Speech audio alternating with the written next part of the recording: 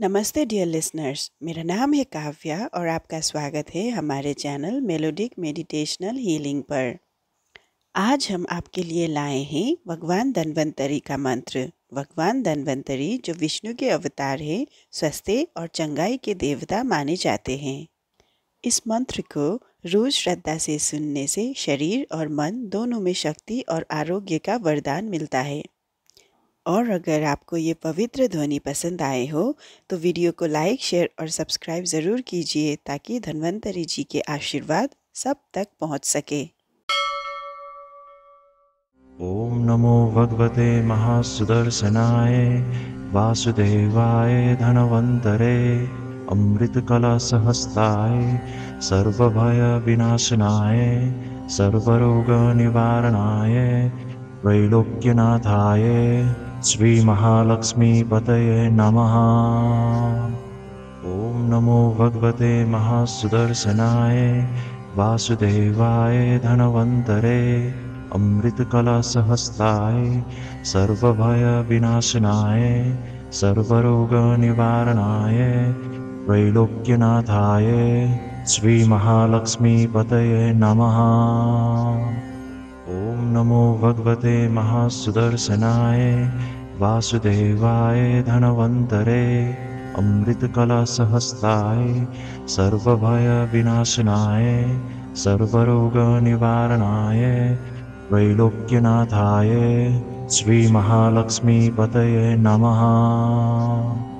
ओम नमो भगवते महासुदर्शनाय वासुदेवाय धनवन्तरे अमृतकलशहस्ताय सर्वभय विनाशनाय सर्वरोगनिवारणाय त्रैलोक्यनाथाय श्रीमहालक्ष्मीपतये नमः।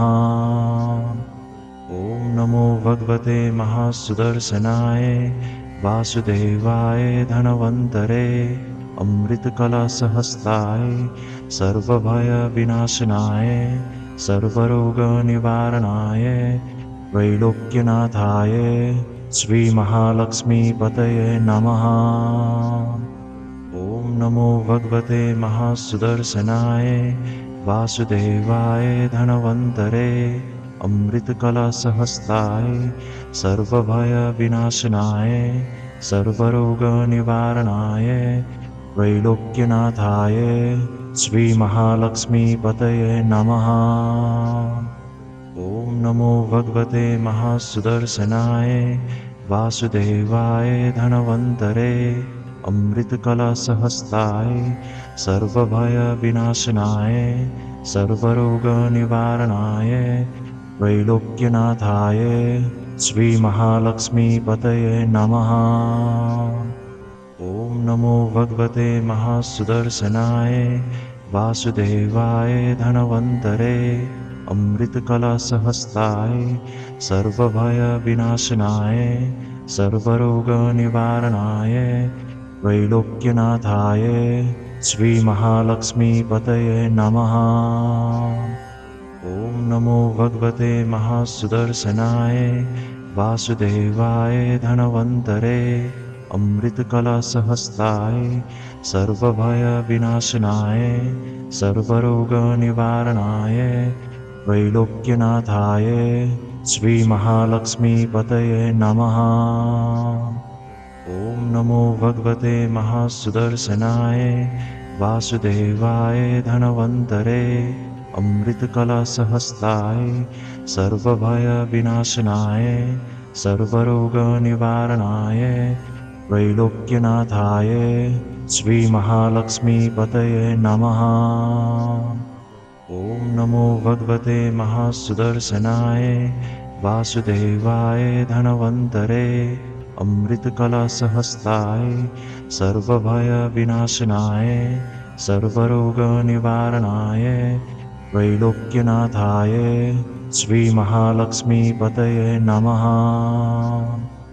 ओम नमो भगवते महासुदर्शनाय वासुदेवाय धनवन्तरे अमृतकलशहस्ताय सर्वभय विनाशनाय सर्वरोगनिवारणाय त्रैलोक्यनाथाय श्रीमहालक्ष्मीपतये नमः।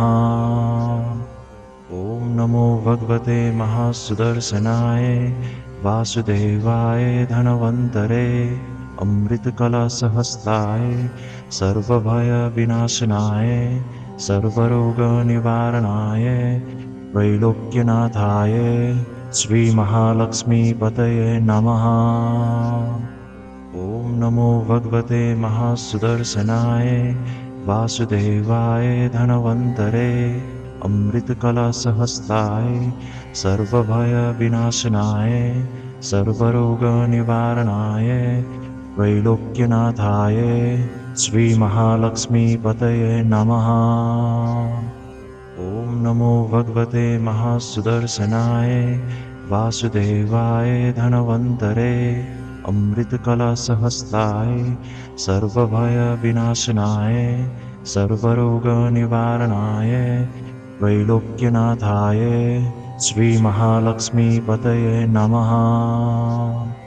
ॐ नमो भगवते महासुदर्शनाय वासुदेवाय धनवन्तरे अमृतकलशहस्ताय सर्वभयविनाशनाय सर्वरोगनिवारणाय त्रैलोक्यनाथाय श्रीमहालक्ष्मीपतये नमः। ॐ नमो भगवते महासुदर्शनाय वासुदेवाय धनवन्तरे अमृतकलशहस्ताय सर्वभयविनाशनाय सर्वरोगनिवारणाय त्रैलोक्यनाथाय श्रीमहालक्ष्मीपतये नमः। ॐ नमो भगवते महासुदर्शनाय वासुदेवाय धनवन्तरे अमृतकलशहस्ताय सर्वभयविनाशनाय सर्वरोगनिवारणाय त्रैलोक्यनाथाय श्रीमहालक्ष्मीपतये नमः। ॐ नमो भगवते महासुदर्शनाय वासुदेवाय धनवन्तरे अमृतकलशहस्ताय सर्वभयविनाशनाय सर्वरोगनिवारणाय त्रैलोक्यनाथाय श्रीमहालक्ष्मीपतये नमः।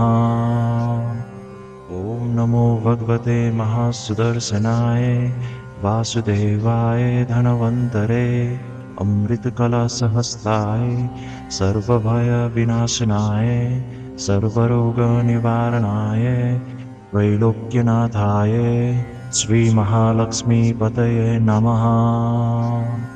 ॐ नमो भगवते महासुदर्शनाय वासुदेवाय धनवन्तरे अमृतकलशहस्ताय सर्वभयविनाशनाय सर्वरोगनिवारणाय त्रैलोक्यनाथाय श्रीमहालक्ष्मीपतये नमः।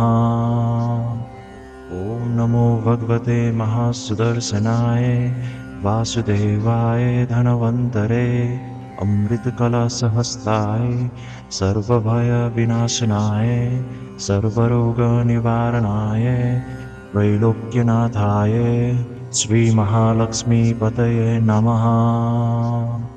ॐ नमो भगवते महासुदर्शनाय वासुदेवाय धनवन्तरे अमृतकलशहस्ताय सर्वभयविनाशनाय सर्वरोगनिवारणाय त्रैलोक्यनाथाय श्रीमहालक्ष्मीपतये नमः।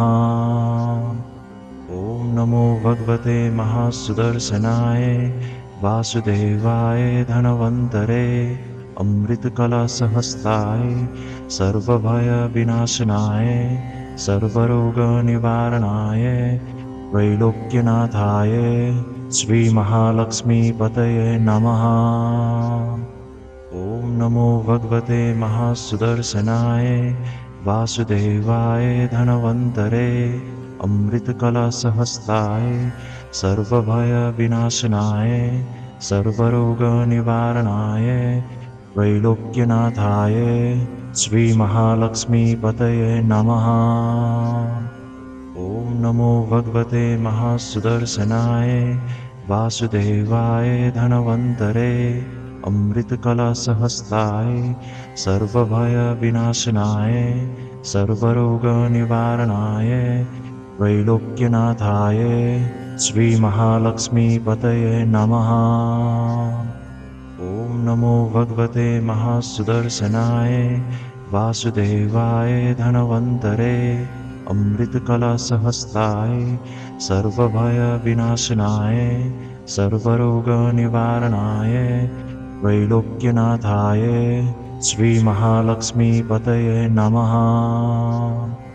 ॐ नमो भगवते महासुदर्शनाय वासुदेवाय धनवन्तरे अमृतकलशहस्ताय सर्वभयविनाशनाय सर्वरोगनिवारणाय त्रैलोक्यनाथाय श्रीमहालक्ष्मीपतये नमः।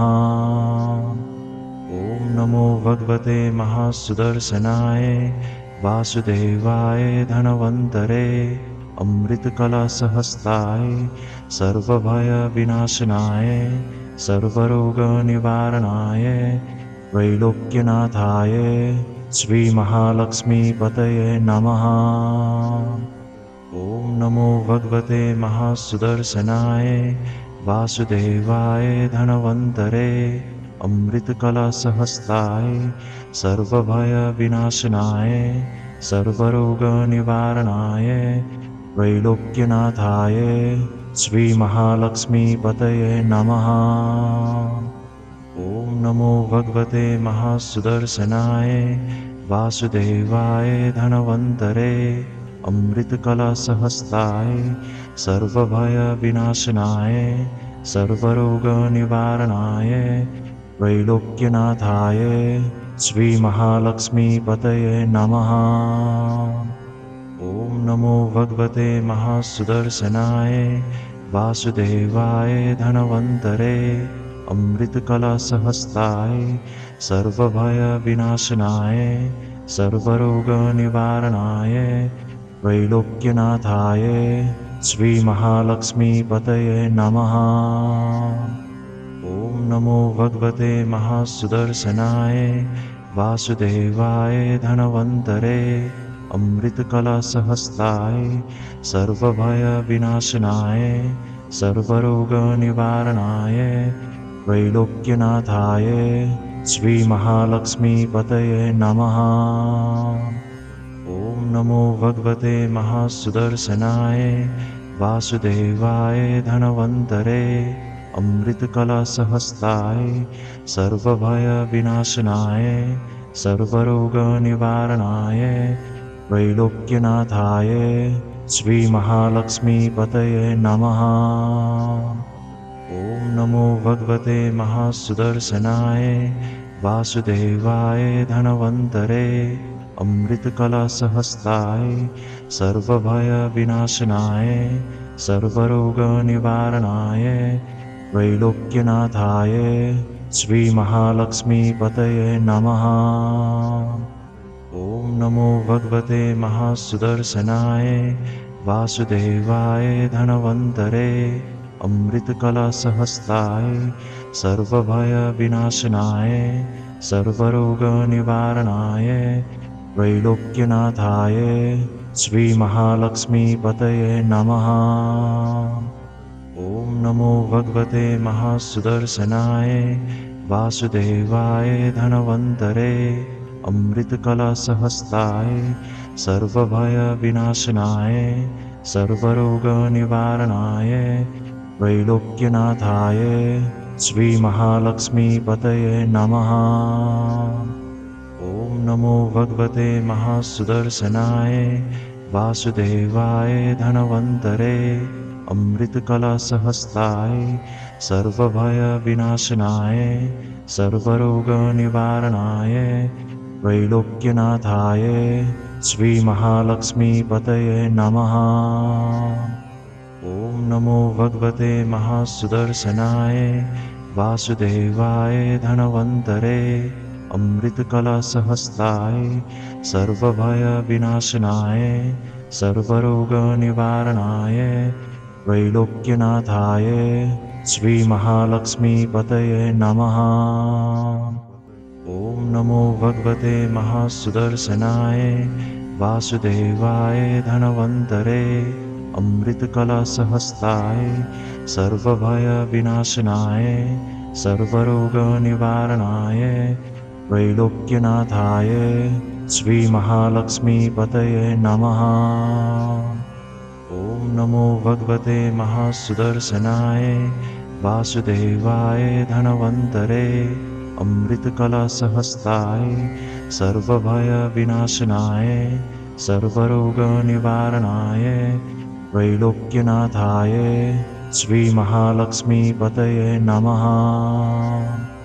ॐ नमो भगवते महासुदर्शनाय वासुदेवाय धनवन्तरे अमृतकलशहस्ताय सर्वभयविनाशनाय सर्वरोगनिवारणाय त्रैलोक्यनाथाय श्रीमहालक्ष्मीपतये नमः।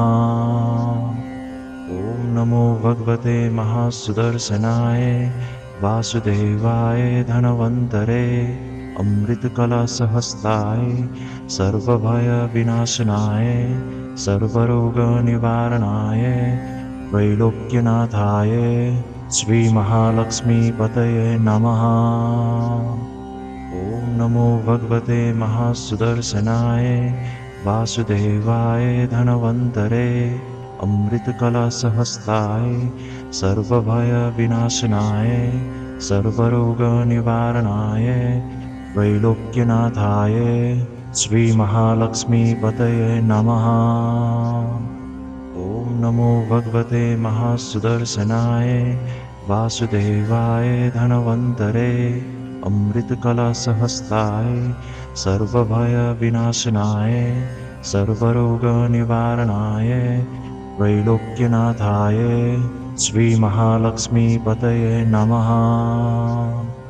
ॐ नमो भगवते महासुदर्शनाय वासुदेवाय धनवन्तरे अमृतकलशहस्ताय सर्वभयविनाशनाय सर्वरोगनिवारणाय त्रैलोक्यनाथाय श्रीमहालक्ष्मीपतये नमः।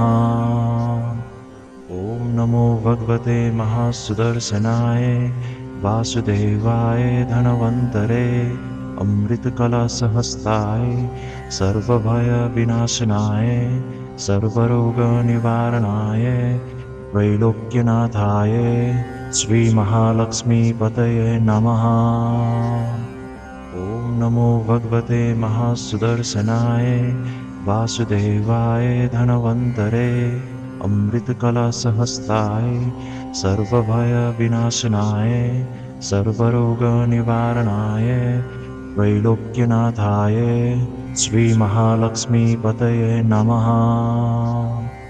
ॐ नमो भगवते महासुदर्शनाय वासुदेवाय धनवन्तरे अमृतकलशहस्ताय सर्वभयविनाशनाय सर्वरोगनिवारणाय त्रैलोक्यनाथाय श्रीमहालक्ष्मीपतये नमः। ॐ नमो भगवते महासुदर्शनाय वासुदेवाय धनवन्तरे अमृतकलशहस्ताय सर्वभयविनाशनाय सर्वरोगनिवारणाय त्रैलोक्यनाथाय श्रीमहालक्ष्मीपतये नमः। ॐ नमो भगवते महासुदर्शनाय वासुदेवाय धनवन्तरे अमृतकलशहस्ताय सर्वभयविनाशनाय सर्वरोगनिवारणाय त्रैलोक्यनाथाय श्रीमहालक्ष्मीपतये नमः। ॐ नमो भगवते महासुदर्शनाय वासुदेवाय धनवन्तरे अमृतकलशहस्ताय सर्वभयविनाशनाय सर्वरोगनिवारणाय त्रैलोक्यनाथाय श्रीमहालक्ष्मीपतये नमः। ॐ नमो भगवते महासुदर्शनाय वासुदेवाय धनवन्तरे अमृतकलशहस्ताय सर्वभयविनाशनाय सर्वरोगनिवारणाय त्रैलोक्यनाथाय श्रीमहालक्ष्मीपतये नमः। ॐ नमो भगवते महासुदर्शनाय वासुदेवाय धनवन्तरे अमृतकलशहस्ताय सर्वभयविनाशनाय सर्वरोगनिवारणाय त्रैलोक्यनाथाय श्रीमहालक्ष्मीपतये नमः। ॐ नमो भगवते महासुदर्शनाय वासुदेवाय धनवन्तरे अमृतकलशहस्ताय सर्वभयविनाशनाय सर्वरोगनिवारणाय त्रैलोक्यनाथाय श्रीमहालक्ष्मीपतये नमः।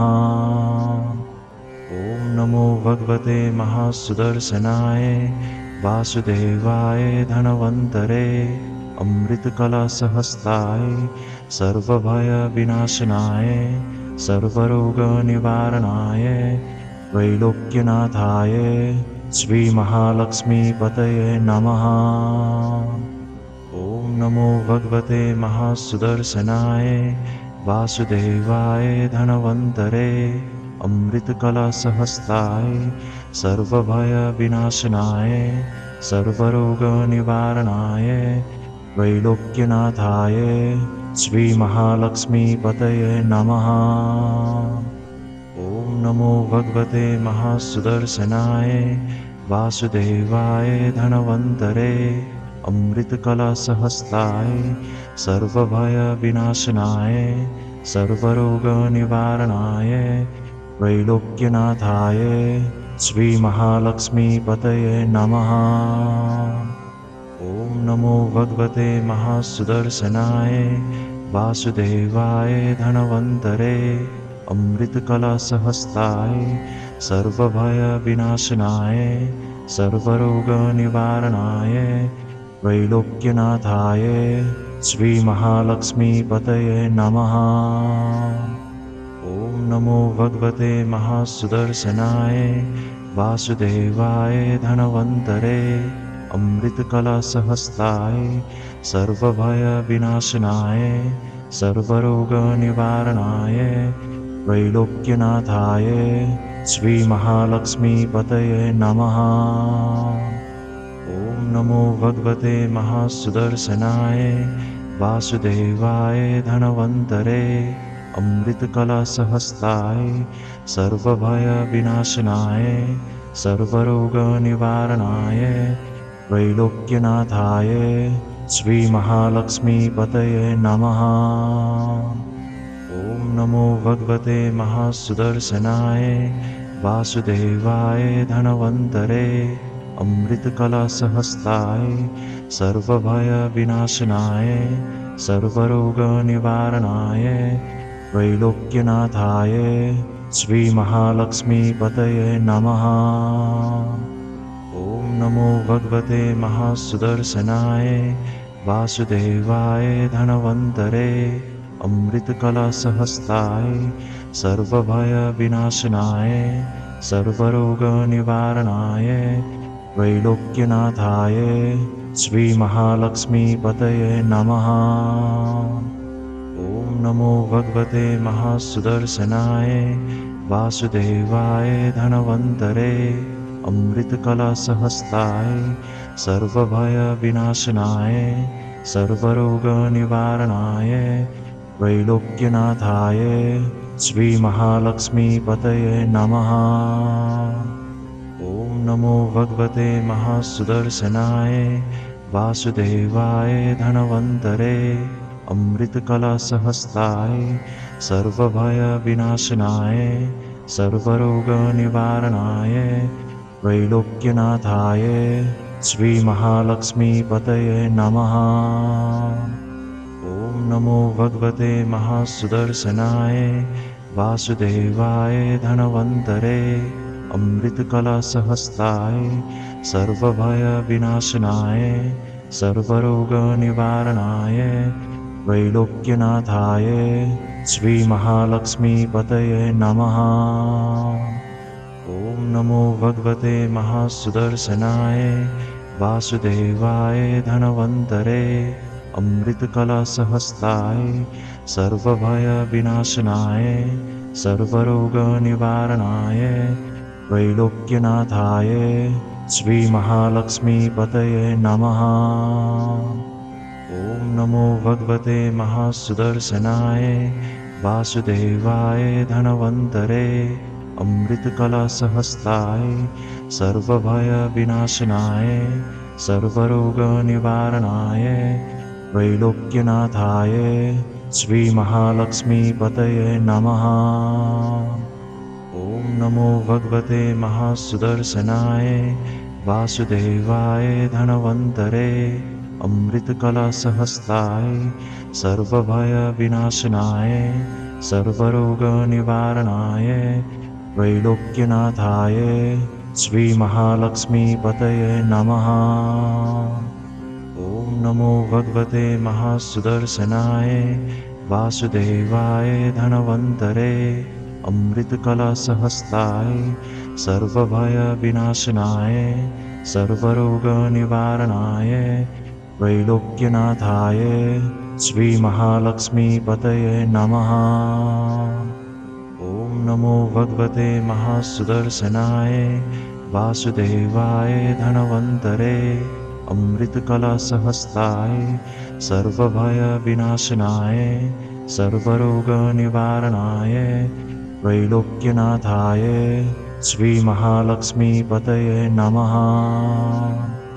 ॐ नमो भगवते महासुदर्शनाय वासुदेवाय धनवन्तरे अमृतकलशहस्ताय सर्वभयविनाशनाय सर्वरोगनिवारणाय त्रैलोक्यनाथाय श्रीमहालक्ष्मीपतये नमः।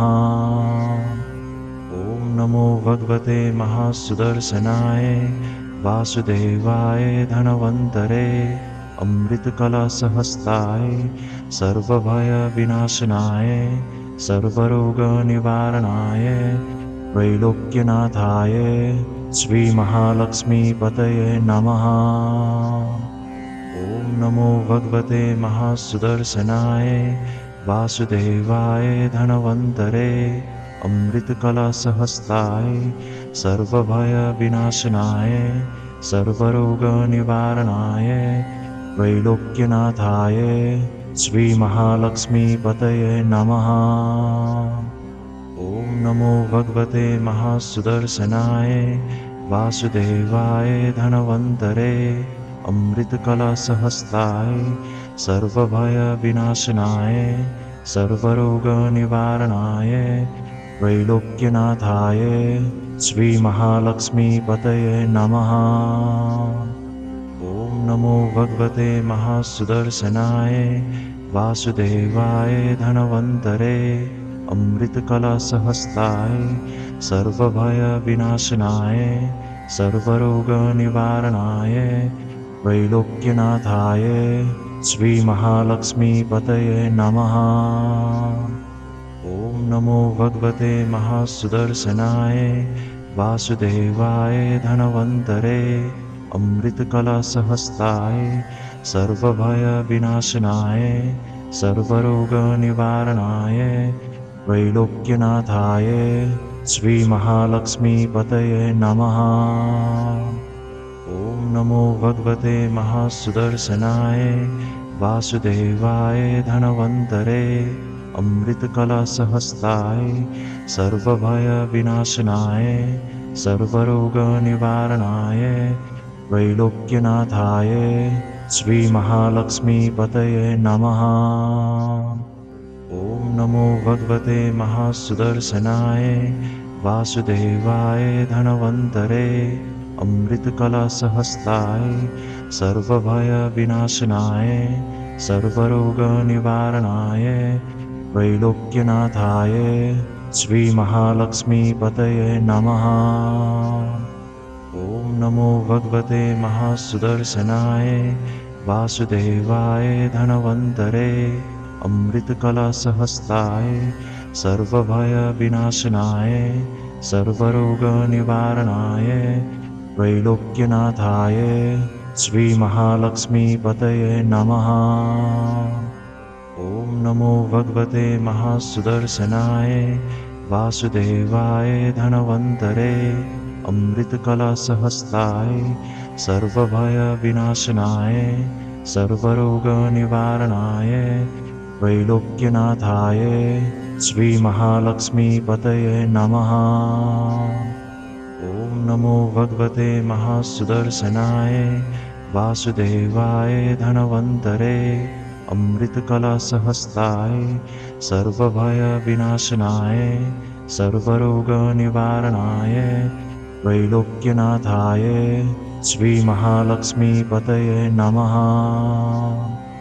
ॐ नमो भगवते महासुदर्शनाय वासुदेवाय धनवन्तरे अमृतकलशहस्ताय सर्वभयविनाशनाय सर्वरोगनिवारणाय त्रैलोक्यनाथाय श्रीमहालक्ष्मीपतये नमः।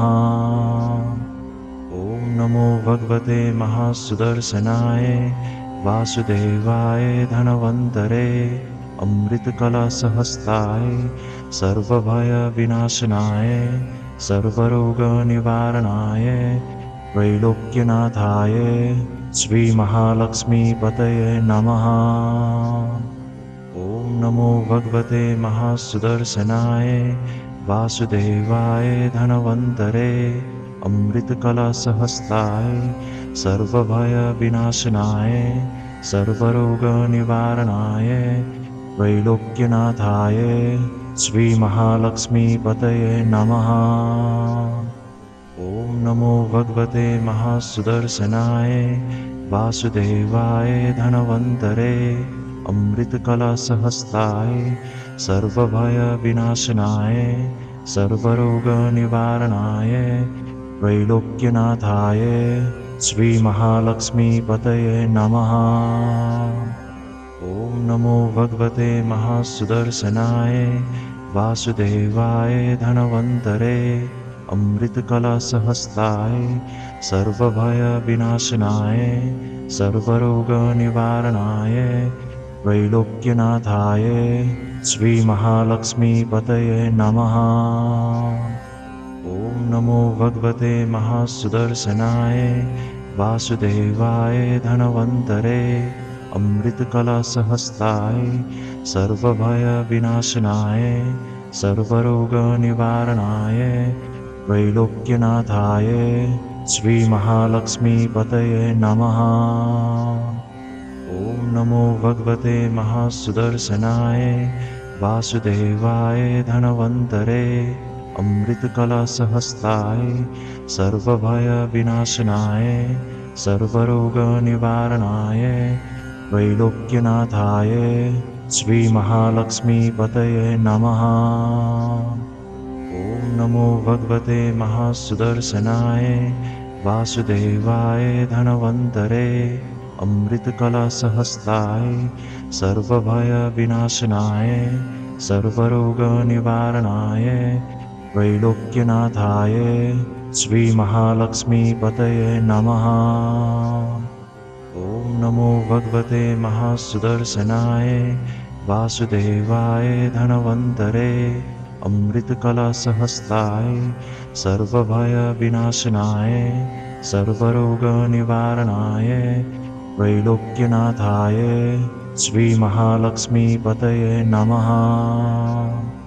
ॐ नमो भगवते महासुदर्शनाय वासुदेवाय धनवन्तरे अमृतकलशहस्ताय सर्वभयविनाशनाय सर्वरोगनिवारणाय त्रैलोक्यनाथाय श्रीमहालक्ष्मीपतये नमः।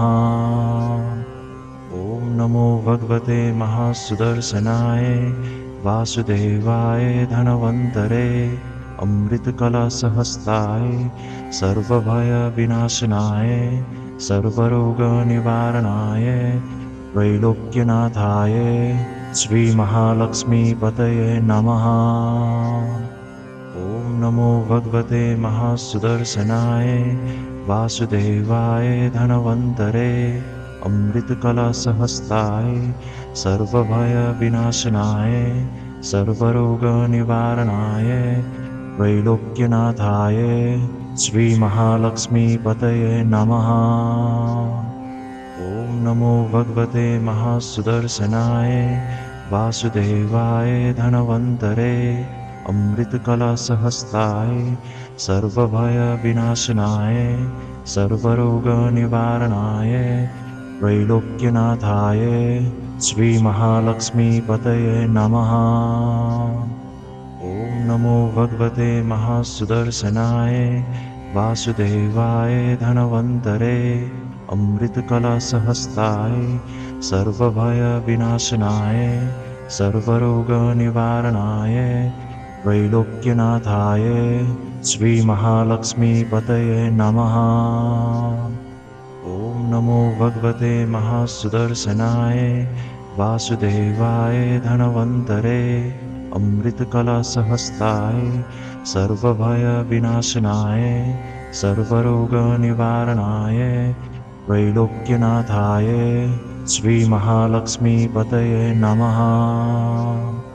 ॐ नमो भगवते महासुदर्शनाय वासुदेवाय धनवन्तरे अमृतकलशहस्ताय सर्वभयविनाशनाय सर्वरोगनिवारणाय त्रैलोक्यनाथाय श्रीमहालक्ष्मीपतये नमः।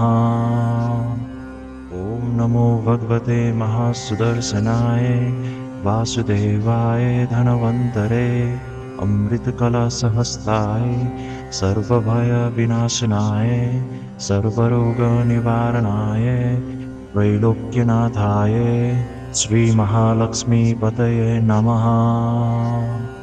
ॐ नमो भगवते महासुदर्शनाय वासुदेवाय धनवन्तरे अमृतकलशहस्ताय सर्वभयविनाशनाय सर्वरोगनिवारणाय त्रैलोक्यनाथाय श्रीमहालक्ष्मीपतये नमः।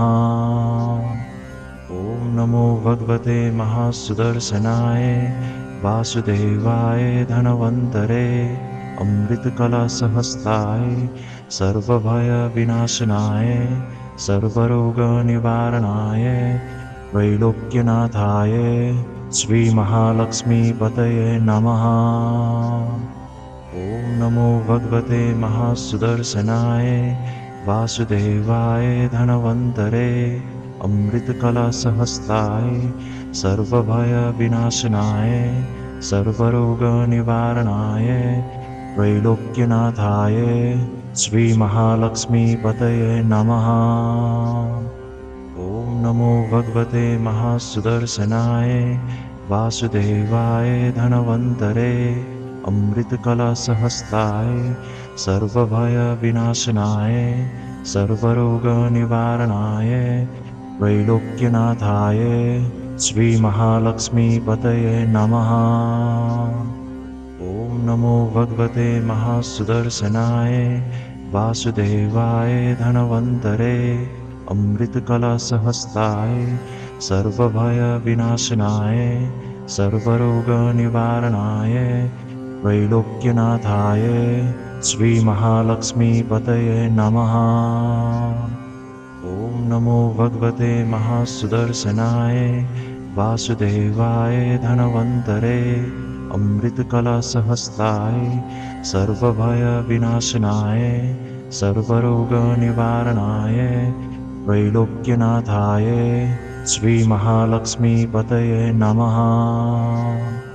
ॐ नमो भगवते महासुदर्शनाय वासुदेवाय धनवन्तरे अमृतकलशहस्ताय सर्वभयविनाशनाय सर्वरोगनिवारणाय त्रैलोक्यनाथाय श्रीमहालक्ष्मीपतये नमः।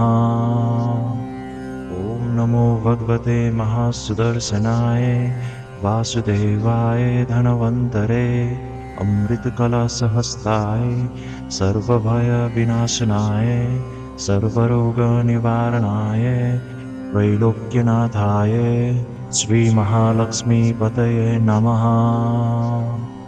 ॐ नमो भगवते महासुदर्शनाय वासुदेवाय धनवन्तरे अमृतकलशहस्ताय सर्वभयविनाशनाय सर्वरोगनिवारणाय त्रैलोक्यनाथाय श्रीमहालक्ष्मीपतये नमः। Jai Shri Ram. Thank you for listening to our channel. If you enjoy melodic meditational healing, kindly support us by subscribing and please don't forget to click the bell icon to stay updated.